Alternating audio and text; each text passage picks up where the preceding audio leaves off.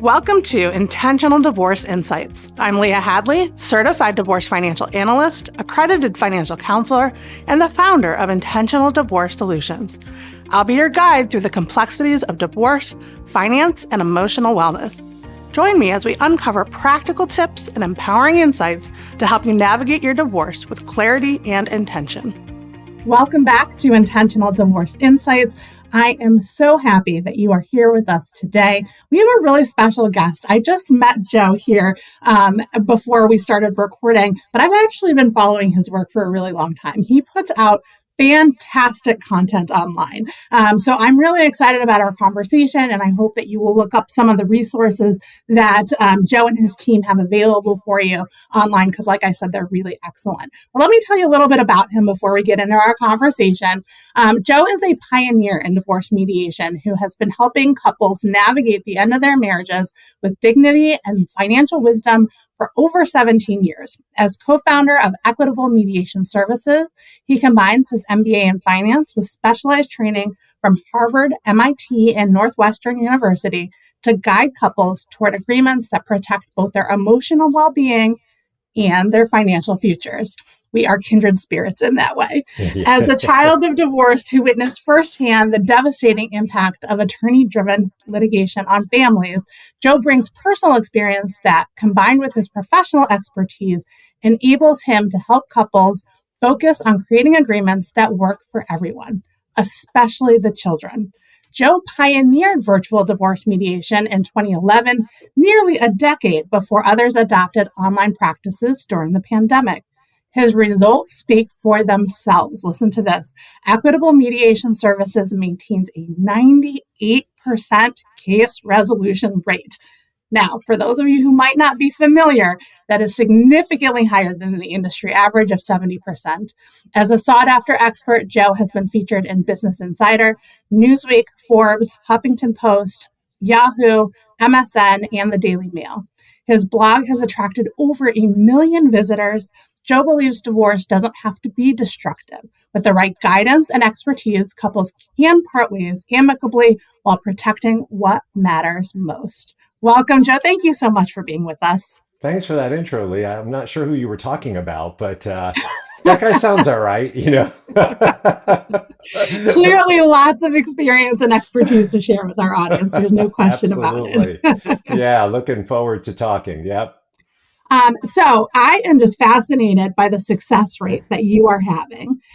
So Joe, I'm hoping that you can talk to us a little bit about what you specifically do that helps couples successfully navigate this process.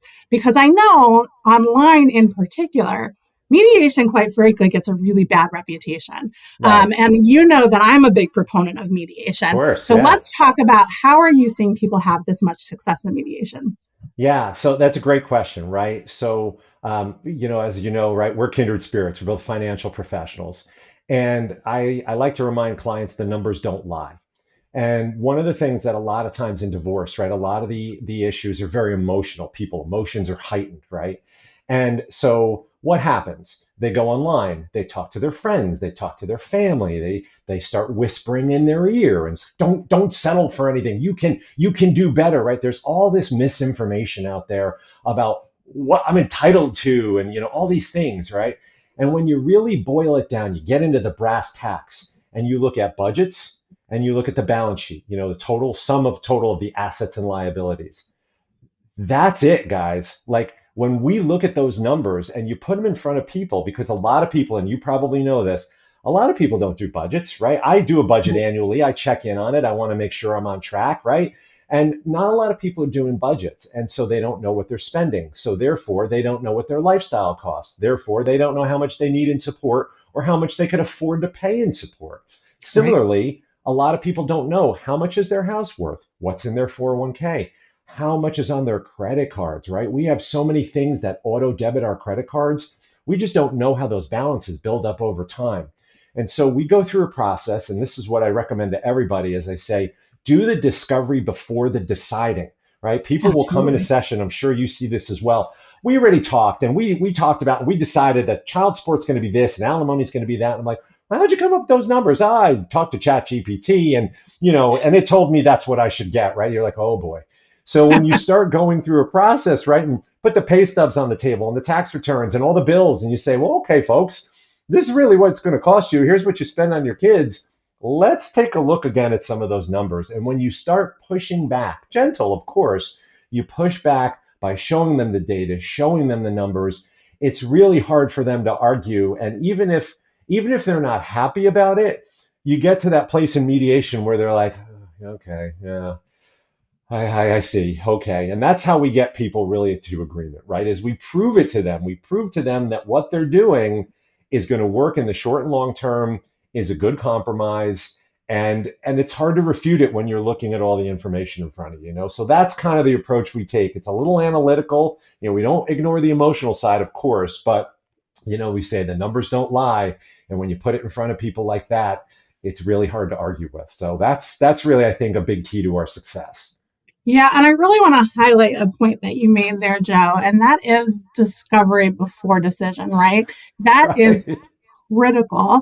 And so Right. often people really are putting the cart before the horse, right? Yeah. And that's where we get in these circular conversations because now we have a little bit of information, we're making some decisions, then there's a little bit more information that becomes available, and suddenly we Right. realize, wait, that wasn't the right decision, right? Yeah. And that's really frustrating for people. But if you take the time to put all Yeah. your cards out on the table first, know exactly what you're working with, Yeah. now we can start to look at how do we solve the puzzle, right?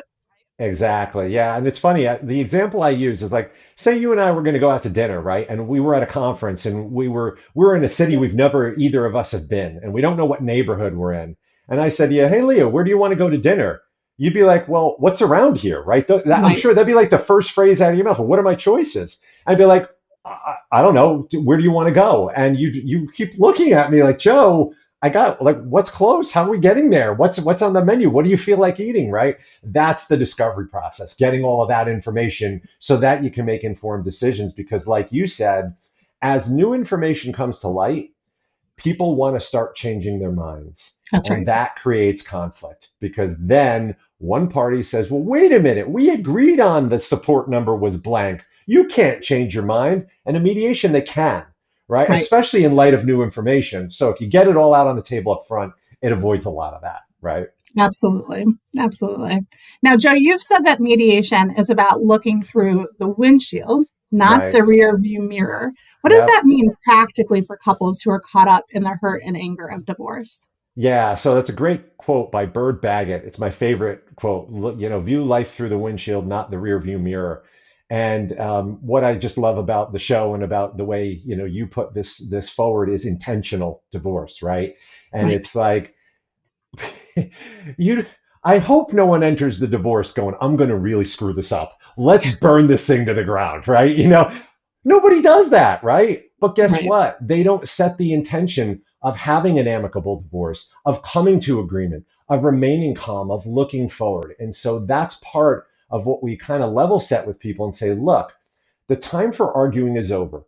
It's not that I'm trying to be cruel or flip about it, or I'm not a nice guy, or I don't care. But whatever got you to my office or virtual office at this moment in time, I call day zero. This is the first day.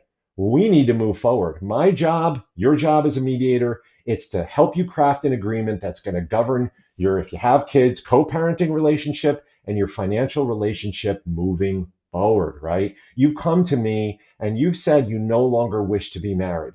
So why would we spend all this time talking about all the past, problems, transgressions? Those are things that are only going to keep you married.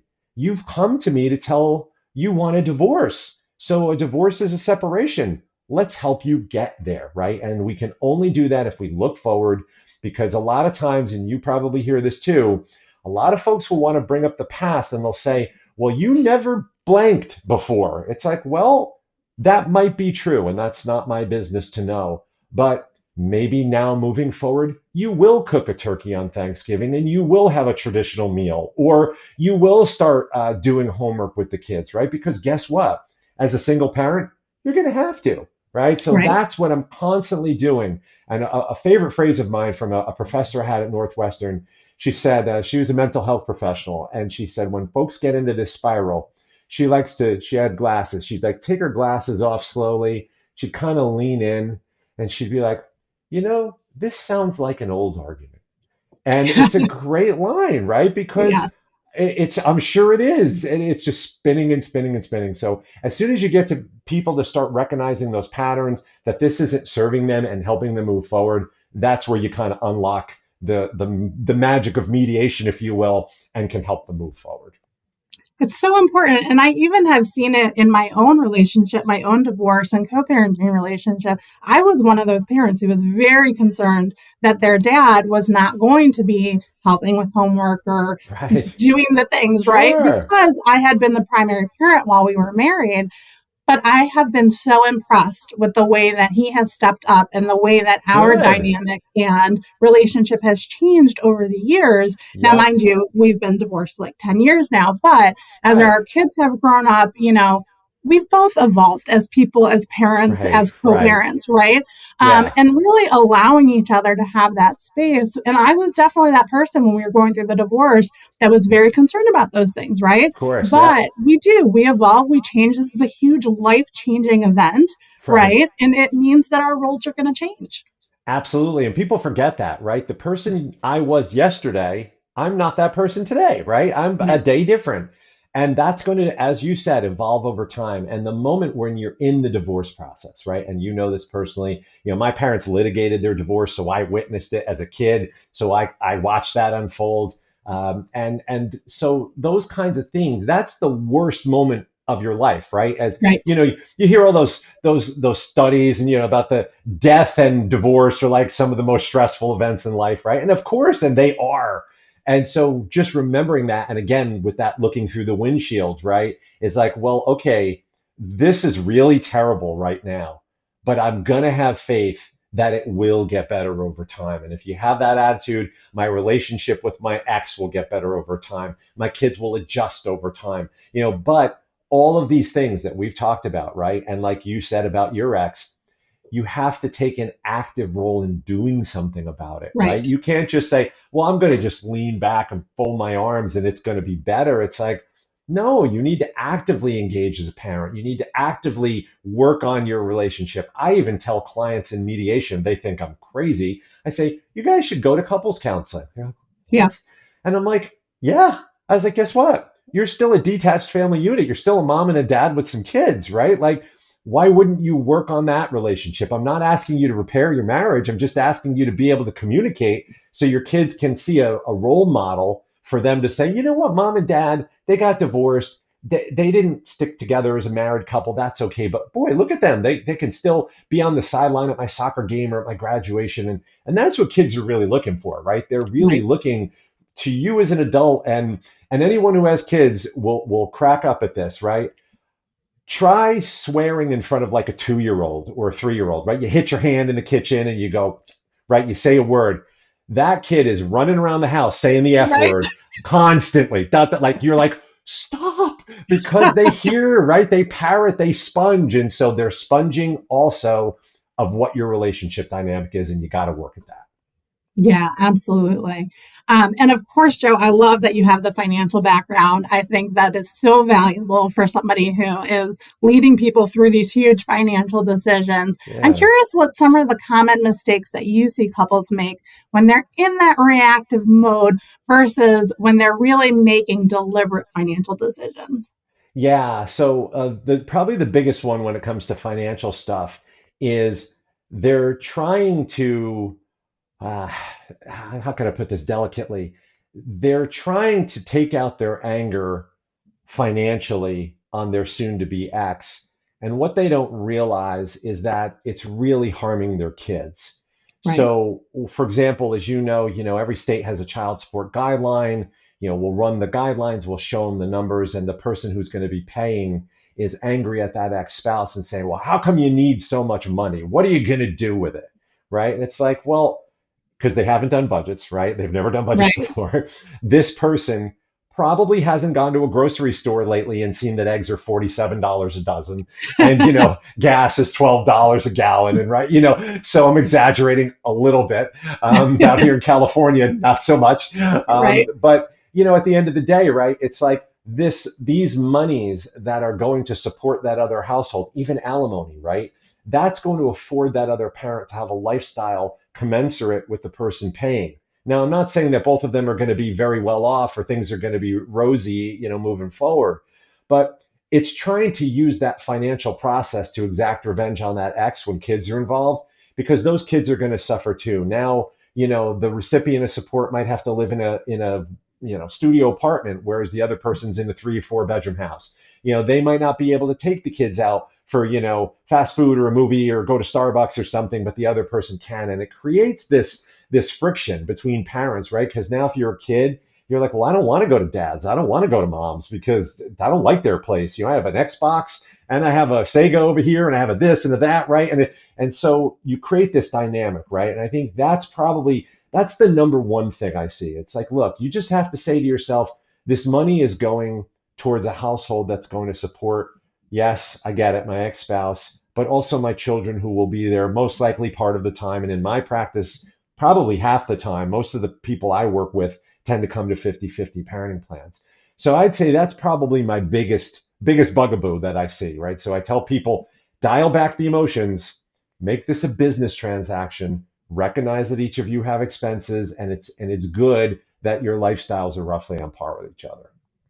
And I think the other piece there is there can be just a tremendous amount of fear around these financial decisions because people aren't taking the time to really understand, what does this actually mean for me from a cash flow perspective, right? Right, If you don't right. have that budget in place, how do you know if you can afford that level of support or not, right? Right, exactly. Yeah, and Yeah, that's exactly right. People are like they just ask for money or they ask for the guideline or whatever it is, and I'm like, have you really fleshed this out? Like another, obviously here in America, another bugaboo is health insurance, and right. so typically the party receiving support is the lower earner, and in my experience, typically is either working inside the home or is in a job that does not provide health insurance. Now they have to go out and get their own health insurance. And depending on how old you are and what kind of conditions you have, you're looking at hundreds, if not thousand or thousands dollars a month. And that wasn't in their budget. That never was even in their Right. purview, right? So you go out and you say, look, you got to do the work and you have to go out and get this information because you're going to be predicating support conversations on your budget. And if you're missing this $1,000 a month piece, that's a big nut you're missing, right? So to your Yeah. point, yeah, Yeah, absolutely. And I'm always surprised around the health insurance conversations in particular, yeah, where people are just misinformed, right? right, And how you can just literally call a health insurance broker and get some information to yep, become educated and informed, to have those conversations. But so often people just kind of blindly enter those specific conversations yeah. without that information. And you're right, Joe, it can easily be upwards of $1,000. Absolutely. And you made a great point I want to just emphasize for the viewers, right? Is that get educated. That's a Yeah. universal thing, right? Educated doesn't mean the guy who serves you your coffee at the coffee shop. Educated means talking to professionals like you, like me, like a broker, like a financial advisor, like whoever, right? And say, what am I in for? What should I expect, right? Even learning about the divorce process, right? You talked Right. about, with us, we blog because I'll be honest, right? Everybody's going to hear this anyway. Make no mistake, an educated client is a good client, right? Right. If somebody walks into my office and says, I read your guide to the 5 options of divorce and I understand now the differences between them. And yeah, mediation is really the way I want to go. Or somebody calls us and they have a meeting with us and I educate them and I say, you know what, folks? I would love to work with you, but I don't think mediation is appropriate for you because I'm going to tell you that as well. I want you to get the best result in your situation, right? And that's all part of getting educated from a professional who knows it, who's been there, who understands. Then you can go into the process, make informed decisions, whether it's the decision on which divorce method to use. how to negotiate financial support, right? How to divide your property. What documents do I need to divide a 401k, right? You don't have to do it. It's just kind of a good idea to have some base knowledge to be able to ask intelligent questions, right? And while we're talking about this, because you do have so many great resources on your site, I know Yeah. you have a free course about Yep. divorce mediation on your site. Tell us We do. about that and how people can access it. Yeah, certainly. So if you go to our website, which I know you'll put there in the show links there, Yes. there's what's called a resource center, right? You'll see resources, and it's all broken out by topics and courses and kits and divorce issues, divorce support, right? If you click on the courses and kits button, you'll see we have some course offerings there, and one of them is the free guide to divorce mediation, and it's multi-part course. It's just videos. If you're not sick of listening to me talk already, you can I'll give you the overview about what it is, how the process works. I'll talk a little bit about the four, what I call the big buckets, right? Parenting, child support, alimony, property division, how mediation works in all those regards, whether or not you need a lawyer, give you the basics, right? That's so that you can it's even a little bit about divorce itself as well, right? Because you want to know what those issues are that you need to resolve. And so we always encourage people, watch that course, learn a little bit about mediation, see if it's right for you, right? Because we want to respect clients' time. And if mediation is not going to be something that's going to work for them, right? Because it's voluntary and both spouses need to be willing to come in, then no problem. You learned at least about the four big bucket topics. You can, go educate yourself. Again, on our website, you can find a guide on how to choose a lawyer, right? Because we also want people to understand, like, look, we're not anti-lawyer, we're anti-conflict, Right. right? And if Right. you come into mediation and you can't mediate, we want you to at least find a mediation friendly or a collaborative divorce friendly lawyer, right? Yes. Not somebody who's going to say, the pit bull attorney, like pull the pin out of the grenade and let's blow this thing up, right? You want to guide people in a way that's going to get them the best result in their situation, right? And I do think, like I said, cat's out of the bag. The better educated our clients are, the better off my role as a mediator can be, right? The better it is for me because I'm working with folks who understand what it takes and what they need to know, right? Absolutely. So we will include a link in the show notes to that course. Really encourage people to check that out. Like I said before, I do think that mediation gets a bad reputation for a variety of reasons, but Yeah, I think the biggest reason is that people enter mediation unprepared. yeah. And so the more that you can educate yourself and the more that you can understand the process and be prepared, the more successful you will be. Yeah, and have realistic expectations, right? Right. And one of the things that anybody knows in any relationship, whether it's with a friend, a family member, a customer service rep, right?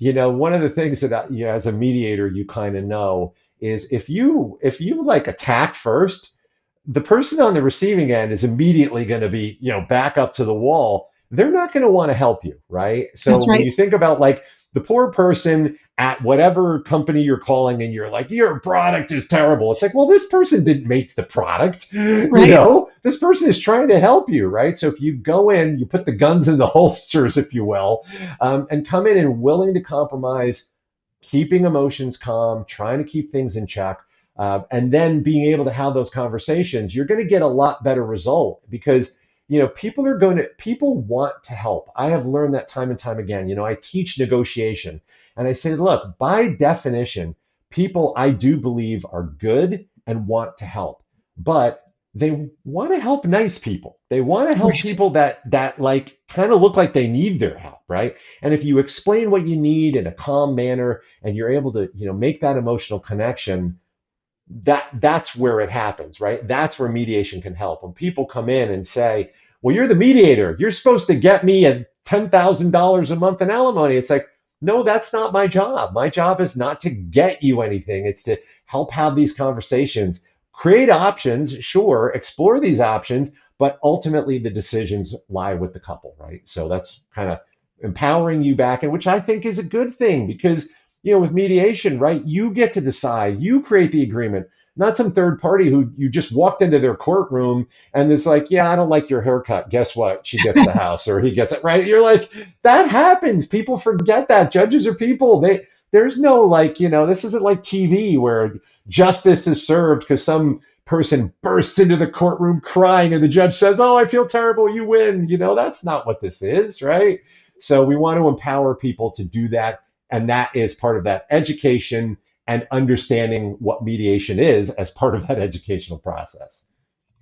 And I love that you mentioned, going to court and not knowing what that outcome will be, right? Right, Because right. that's one of the things that people always say is that I'll just go to court and get, right? Or Right, my attorney says if I go to court, I'll get, right? right, But the reality is, boy, do I see some weird things coming out of court, things that nobody would have expected, quite right. frankly. And you're right, judges are people. And Yeah. so it's hard to say. And this really does give you a lot more power and control.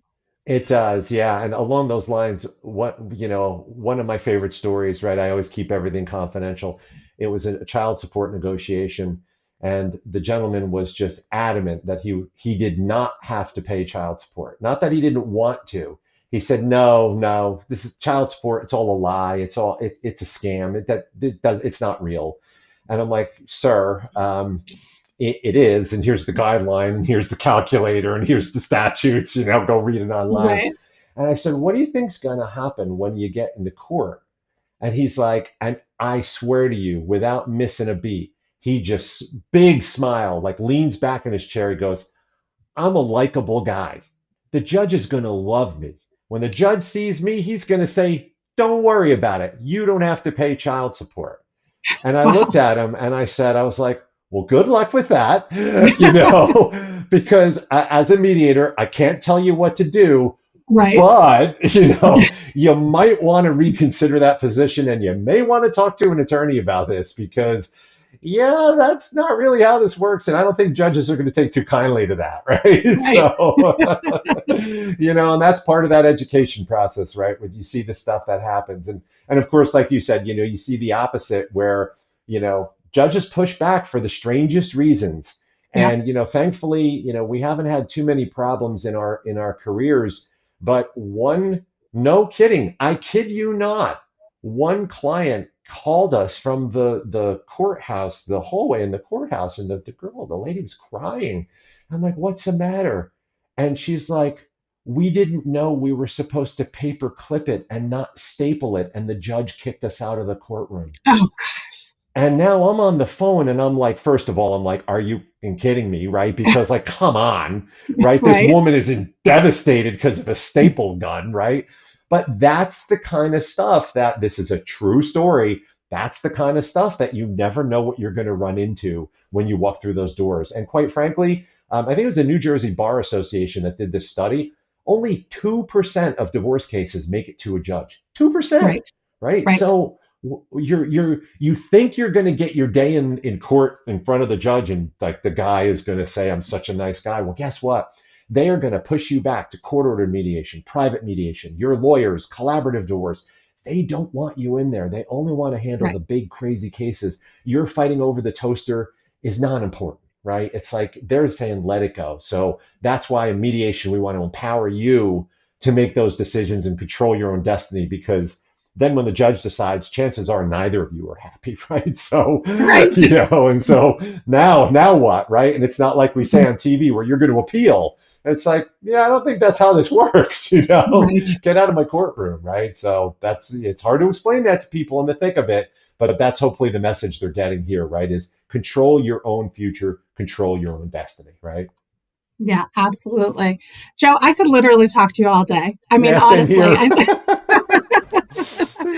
Time. but I do want to just again acknowledge how much I do appreciate the education and content that you put Yeah, thank online. you. There is so much for people to learn without even talking to you. I mean, honestly, with going to your Right. website. And so I Just really read, want yeah. people to reach out and see what Joe, and it's your wife, Cheryl, right? Yeah, exactly. She's our divorce coach, so she handles the emotional side, so that's also Uh-huh. important, right? Don't underestimate the emotional piece, right? That's right. So there's so much good content on all the various topics.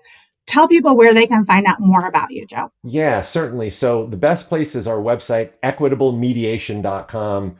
So be real careful when you type it. I know those are two hard words to spell, equitablemediation.com. And when you get there, you'll see up in the corner resources, right? Resource Center. That's where you'll find all this great content. And honestly, you'll see a button in the upper corner, and it literally says "Talk to us," right? Because we want you to feel comfortable. We're people. We're humans. My parents litigated their divorce. Cheryl has been divorced. We've been where you or your kids are. And that Talk to You button, you can schedule a free call with Cheryl. She'll explore mediation with you, see if it's right for you. If it makes sense, then you and your spouse can schedule a meeting with me. And again, we're always trying to figure out if mediation is a good fit. And quite frankly, are we a good fit, right? Because I'm asking a lot of you. I'm asking you to do that discovery before the deciding. I'm asking you to actively participate. I'm really asking you to be involved in defining your future, right? And so, but go to the Resource Center. You'll find some of our most popular stuff up there, including that free course, right? In the courses and kits, there's a little button you can click. Take the course, read the stuff. It's all free, right? It's like, we're not asking you for, you click on the thing, read it, not trying to hoover up all your information like, Facebook and everybody else does, right? You have to give your kidney to read an article. It's like, just click on it, read it, enjoy it, right? And you'll find also, I should mention, we practice in 6 different states, right? So we're in Washington, California, Illinois, New York, New Jersey, and Pennsylvania. And you'll also find state-specific guides to divorce in each of those 6 states, right? Like, how do things work? What are they called? What is the process? And a lot of frequently asked questions. So if you even go into the Resource Center, you'll see state-specific guides. If you live in one of those 6 states, click on that. And those are all the most common questions we get asked. The old, if I had $1 for every time somebody asked me blank, right, I'd be a millionaire. So we just made a big post. It was like, here's all the questions, right? Click on the answers, get educated. And then when you're ready, schedule a time to talk to us. Fantastic. Well, thank you, Joe, for your time, for being with us here today. Absolutely. It's been my pleasure. And for our audience, thank you for being with us. I know you're going through a difficult time right now. We're here to provide you with education, inspiration, and don't hesitate to reach out if you have questions or there's a topic that you want to hear more about. We want to make sure you're getting what you need. We'll see you next week. Thank you for joining me on Intentional Divorce Insights. It's a privilege to share this time with you. I hope each episode offers valuable guidance to navigate your journey. If you find our content helpful, please leave a review to help others discover the benefits of intentional decision-making in divorce. Until next time, take care and continue to embrace your path with intention.